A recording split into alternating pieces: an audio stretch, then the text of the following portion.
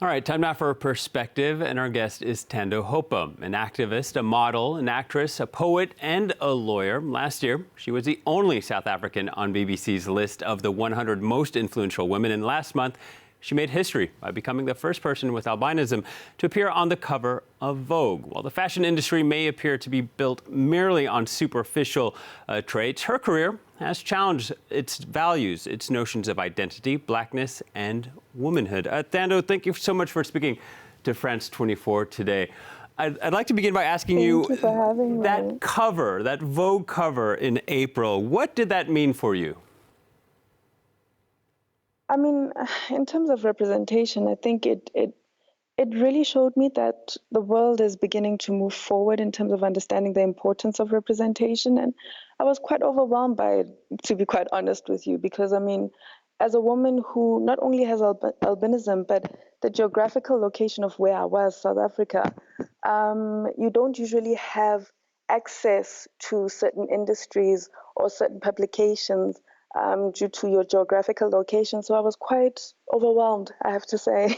I was wondering if you could talk to us a little bit about that geographical location. For some of our viewers who may not be familiar, albinism in Africa, it is a very difficult situation, isn't it? There's a lack of health resources. Some people are denied their rights. There's exclusionism. And the United Nations has said there's been a recent rise of killings targeting people with albinism. I was wondering, what do you think needs to be done to help combat all of this? You know, it's not an easy solution, because also Africa is as varied as any other continent. So wherever you are, you have to kind of look at the contextual situation of each environment. So some environments have quite politically and culturally loaded beliefs when it comes to albinism, and some actually are a bit more neutral. So it really does depend where you are in Africa and which communities you're in. But I do think that one thing I've learned in my particular career is that prejudice is quite multifaceted, and you need to have a contextual approach on how you deal with each environment.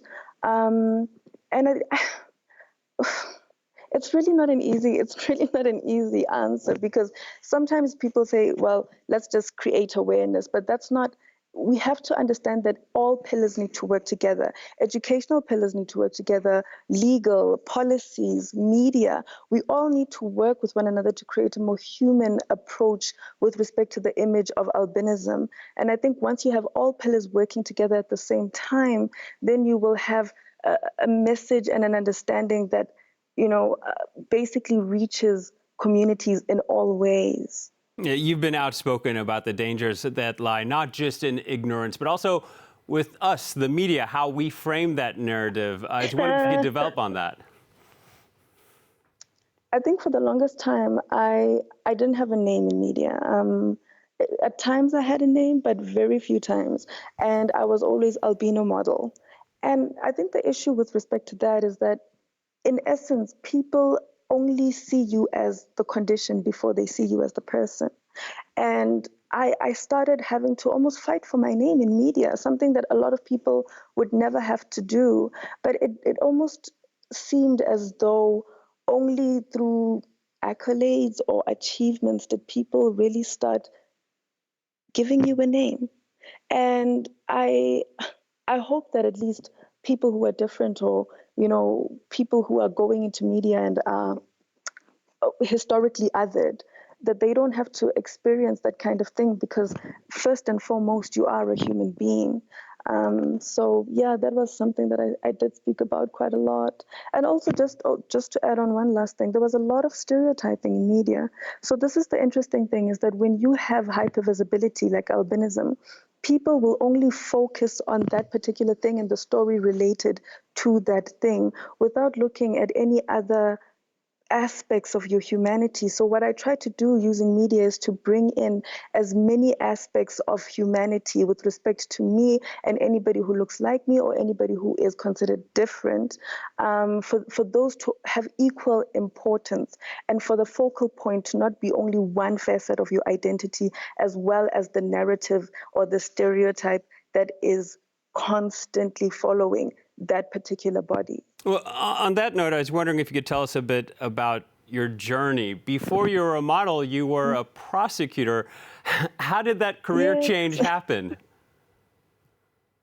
I was actually scouted by a South African designer, and he asked me to do a shoot for him. Now, I was an aspirant prosecutor, and I had no intentions of becoming a model.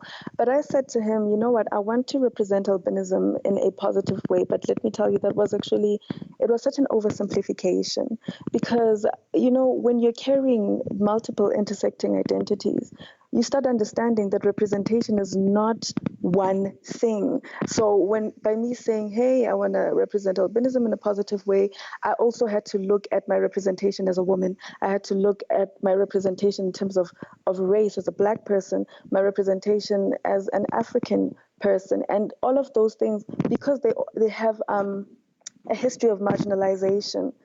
Representation became quite a difficult thing because you had to kind of negotiate identities and negotiate spaces, and also negotiate the fact that sometimes in certain spaces you don't have the bargaining power to get the representation that you would like, and it became quite a loaded journey.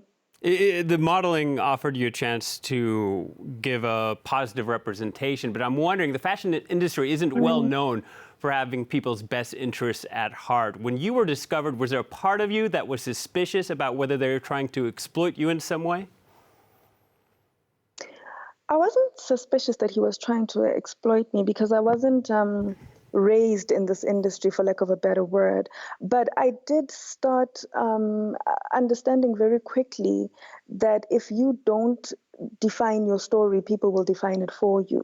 So I had the issue with media that especially with respect to the partnerships, I needed to start picking my partnerships very carefully, because partnerships would usually want you to rubber stamp their representation of you, as opposed to allowing consultation for you to have a genuine representation of who you are and what your experiences are. So the issue that I had mostly is how to find a way of not rubber stamping representation and what people consider to be your story, as opposed to you giving what your story is. And Thando, I'm very sorry, we don't have much time left. I just want to ask you real quickly, what sort of feedback you've had from fans?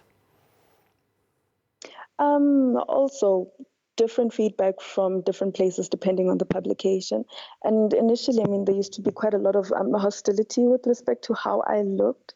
But as time went on, there was sort of an acceptance on the fact that I looked a particular way because there was a variation of representation now, and beauty variations are becoming more popular as opposed to beauty standards.